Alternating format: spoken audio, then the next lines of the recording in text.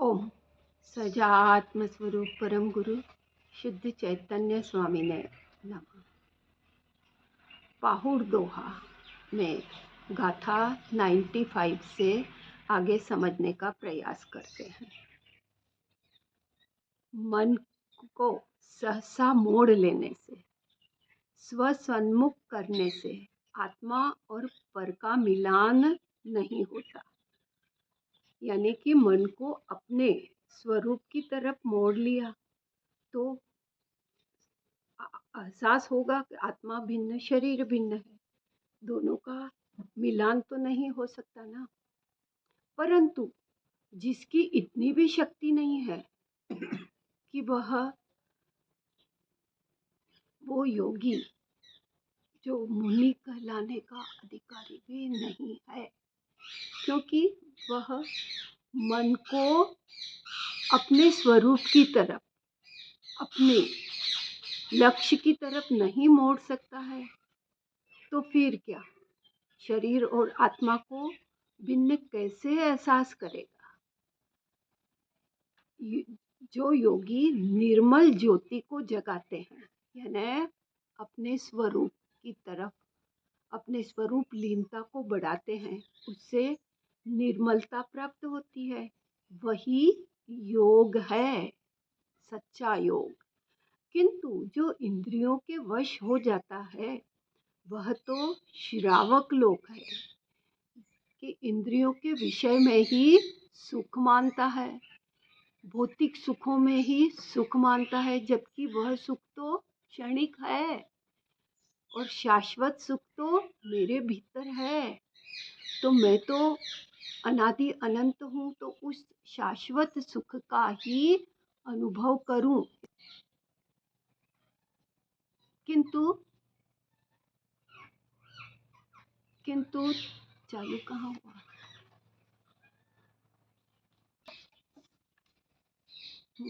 किंतु जो साधु बाहरी क्रिया, इंद्रियों की क्रिया, जैसे तपस्या करना और माला फेरना, 28 मूल गुणों का पालन करना, उसी में धर्म मानता है, वह तो श्रावक ही है। यह पक्का है। हे जीव, तू बहुत पढ़ा, पढ़ पढ़ कर तेरा तालू भी सूख गया।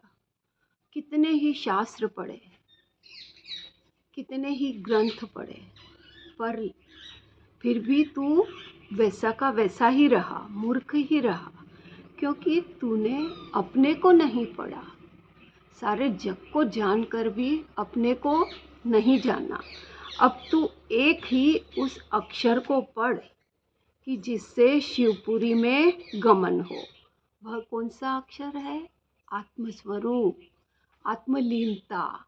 बस उसी में रमण करो तो शिवपुरी में गमन होगा, मोक्ष मार्ग का पथ मिलेगा।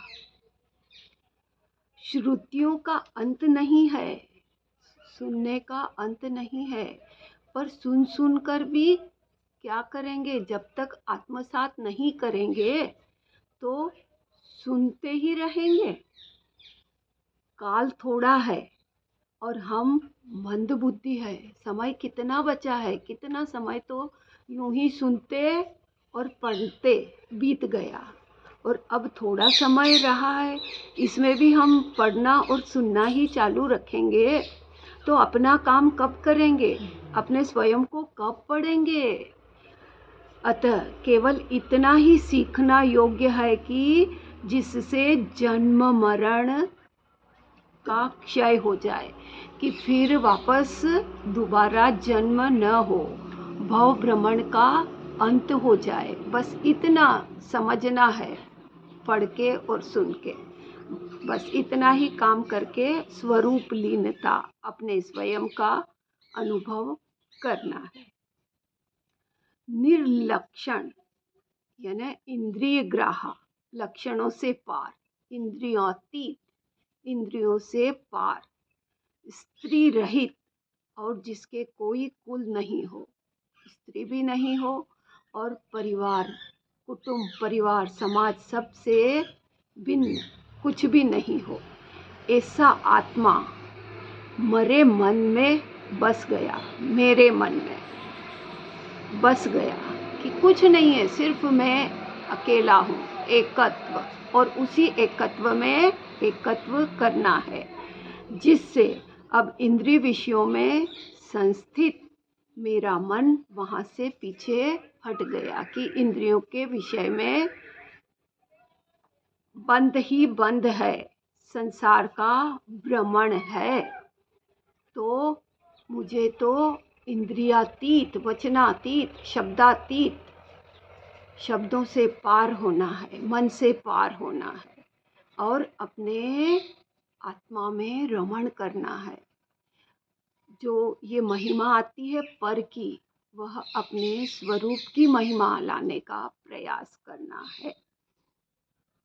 मैं सगुण हूँ और मेरा पीयू तो निर्गुण, निर्लक्षण तथा निसंग है। मैं सगुण हूँ और मेरा प्रियतम वह निर्गुण और निर्लक्षण वाला, उसका कोई लक्षण नहीं, कोई संग नहीं, अकेला, मात्र अकेला, वही वहां तक पहुंचेगा। तो हमें भी वह अवस्था लानी है। अतः वे एक ही अंग में बसते हुए भी उसका एक दूसरे के अंग से अंग का मिलन नहीं होता, यानी शरीर में रहते हुए भी शरीरातीत, शरीर को छुआ तक नहीं, संपूर्ण न्यारा, भिन्न, ऐसा मेरा स्वरूप है। तो एक बार उसका अनुभव तो कर। हे जीव, तेरा ये भाव भ्रमण खत्म हो जाएगा, सिर्फ स्वरूप रमणता, आत्म रमणता, बस उसी में लीन हो जा। कोई चाह नहीं, कोई इच्छा नहीं। जिसका चित्त सर्व रागों में, 6 रसों में व 5 रूपों में रंजित नहीं है, यानी मेरा जो इतना पहुंच जाता है अपने स्वरूप की तरफ, उसका मन तो ये राग द्वेष में होता ही नहीं है। सिर्फ उसे तो हर समय ज्ञान ही जानने में आता है। न कोई इष्ट है, न कोई अनिष्ट है। मुझे तो मध्यस्थ रहना है और ज्ञान ही जानने में आ रहा है। और 6 रस, जो रस बताए ना, 6 रस, उन रसों में भी रंजित नहीं होता कि यह अच्छा यह बुरा। और रस का निस्वाद, जब अपने भीतर का रस आने लगता है ना, तो बाहर के सब रस फीके पड़ जाते हैं। और हे जीव, तू इस भुवन तल में अपना मित्र बना, इसमें स्वयं स्वयं का मित्र बना। हे योगी, तू चित्त के सर्व रागों में और 6 रसों में और इंद्रियों के 5 विषयों में रंजित नहीं है। ऐसे योगी को, हे जीव, हे आत्मन, तू इस भुवन तल में, यानी अपने भीतर आत्म तत्व जो है ना, उसको अपना मित्र बना। जो इस देह देवालय में विराजित परमात्मा, परम आत्मा, उसको अपना मित्र बना, वही सर्वश्रेष्ठ मित्र है। इन्हीं भावनाओं के साथ इसे सुनकर इस पर चिंतन मनन करने का प्रयास करें, आत्मसात करने का प्रबल पुरुषार्थ करें और आगे निरंतर इसी पथ पर बढ़ते रहें इन्हीं भावनाओं के साथ। ओम नमः सिद्धम, ओम नमः सिद्धम, ओम नमः सिद्धम।